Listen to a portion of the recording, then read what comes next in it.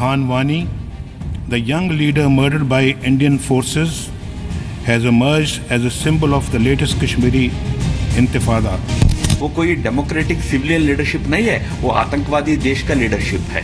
पाकिस्तान के प्रधानमंत्री के हैसियत से बात नहीं कर रहे थे, बल्कि हिजबुल मुजाहिदीन के सुप्रीम कमांडर के हैसियत से बात कर रहे थे, ऐसा सबको लग रहा था। Evidence of the gross and systematic violations of human rights committed by Indian forces in occupied Jammu and Kashmir. The land of Takshila, one of the greatest learning centers of ancient times, is now host to the Ivy League of Terrorism. Pakistan को आज दुनिया के सभी देश एक terror state के हैसियत से देख रहा है। With the approval of authorities, many terrorist organizations raise funds openly in flagrant violations of Pakistan's international obligations. छाजी तो बोले, छाल नीति बोले, जिसमें 1000 छेद। टेररिज्म कहाँ से पैदा हुआ? टेररिज्म इन्होंने ही क्रिएट किया है ना।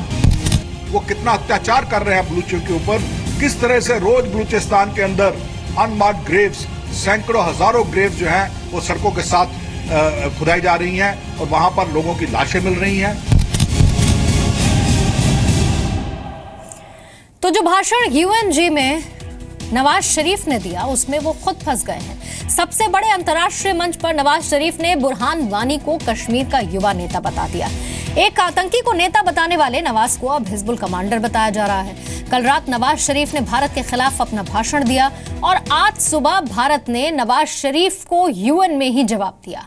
यूएन में भारत की फर्स्ट सेक्रेटरी एरम गंभीर ने कहा है कि पाकिस्तान में सड़कों पर आतंकवादी घूमते हैं और पाकिस्तान विदेश से आई अरबों रुपए की मदद का इस्तेमाल आतंकवादियों के लिए करता है।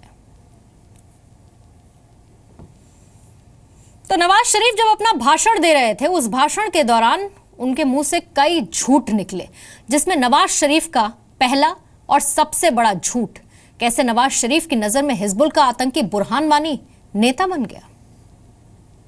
Burhan Wani, the young leader murdered by Indian forces, has emerged as a symbol of the latest Kashmiri intifada, a popular and peaceful freedom movement led by Kashmiris, young and old, men and women, armed only with an undying faith in the legitimacy of their cause and a hunger for freedom in their hearts. तो ये सबसे बड़ा और पहला झूठ, लेकिन नवाज शरीफ का दूसरा झूठ भी हम आपको सुनवाते हैं। खुद को आतंक का पीड़ित बताया नवाज शरीफ ने पाकिस्तान को, और जवाब इसका भारत ने भी दिया। Has been the principal victim of terrorism, including that supported, sponsored and financed from abroad. We will not allow externally sponsored terrorism and threats of destabilization to cause turbulence in Pakistan. Tens of thousands of our citizens and thousands of our security personnel have been killed or injured in terrorist attacks. This has only reinforced our resolve to eliminate the scourge of terrorism. The land of Takshila, one of the greatest learning centers of ancient times, is now host to the Ivy League of Terrorism. It attracts aspirants and apprentices from all over the world. With the approval of authorities, many terrorist organizations raise funds openly in flagrant violations of Pakistan's international obligations. Mr. President, even today, we have heard support by the Pakistan's Prime Minister for a self-acknowledged commander of a known terrorist organization, Hizbul Mujahideen.